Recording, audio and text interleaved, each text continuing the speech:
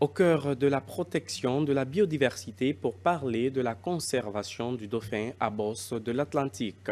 Un programme financé par la Fondation Mohamed bin Zayed pour la conservation des espèces menacées.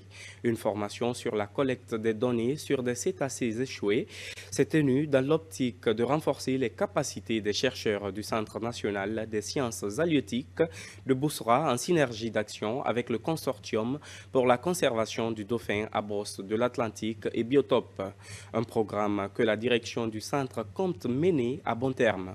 Reportage Fodé Alpha Camara. L'espace maritime et aquatique au centre des préoccupations des experts et acteurs de la protection des bioespèces. C'est dans ce cadre que la Fondation Mohamed bin Zayed pour la conservation des espèces menacées, la MBZ, finance un projet de conservation du dauphin à bosse de l'Atlantique. Le consortium pour la conservation des dauphins à bosse de l'Atlantique et Biotope sont mobilisés de travailler en synergie d'action avec le Centre national des sciences halieutiques de Boussra. Une formation sur la collecte des données sur des cétacés échoués s'est tenue dans l'optique de renforcer les capacités des chercheurs du Centre national des sciences halieutiques de Boussra à avoir les compétences scientifiques et des outils nécessaires. Des méthodes de collecte des données sont mises en exergue à travers des prélèvements des échantillons des cétacés échoués sur les côtes. Première étape, si on arrive sur le site d'un échouage, c'est de bien sécuriser le site, d'assurer que le public n'est pas trop proche de la carcasse, parce que la carcasse peut avoir des contaminations, des bactéries, des parasites.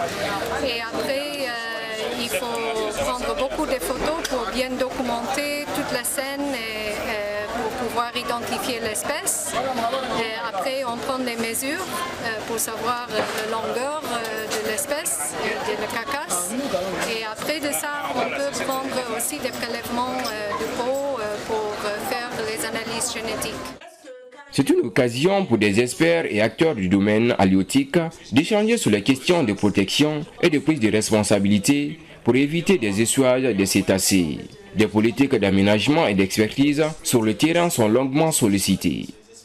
Sauvegarder ces espèces, ça donne une certaine capacité aussi aux autres espèces de se reproduire dans nos eaux. Parce que sans ces espèces-là, les petites espèces se mobilisent à se retirer aussi derrière eux. Pour ce projet, moi j'encourage les autorités guinéennes d'accompagner ce biotope. Les futures générations puissent en profiter. Il y a une satisfaction parce que nous constatons, même les pêcheurs le disent, nos partenaires viennent de le dire à travers les enquêtes qu'ils observent maintenant beaucoup de dauphins sur nos eaux.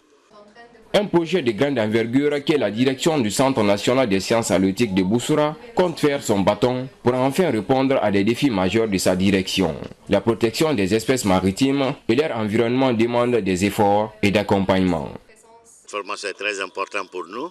Ça rentre dans notre plan d'action opérationnelle de cette année, aussi dans le cadre de renforcement des capacités de nos chercheurs. Le manquement ici, c'est surtout l'analyse. Au niveau des laboratoires, nous voulons que tout ce que nous faisons ici, les prélèvements, la collecte des données sur le terrain, qu'on traite tout ici. J'appelle à toutes les bonnes volontés et les autorités, surtout les autorités du ministère de la Pêche, vraiment, ils font tous les moyens nécessaires pour nous mettre dans les conditions de travail, surtout la recherche. À la fin de la séance théorique dans la salle de conférence, une séance de pratique fut effectuée dans la cour du centre. L'objectif est de les apprendre comment tirer des échantillons à travers des matériels de prélèvement d'échantillons sur un cétacé échoué sur les côtes.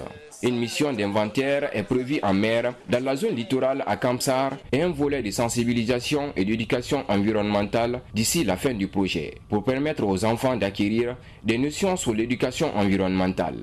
Le milieu aquatique et marin est un autre défi majeur des autorités de la transition, avec la rareté et la disparition de certaines espèces maritimes. C'est cet élément de Aminata Paulette Kourouma qui met fin à ce journal. À tous, merci de l'avoir suivi. Excellent week-end en compagnie des programmes de la RTG2. Bonsoir.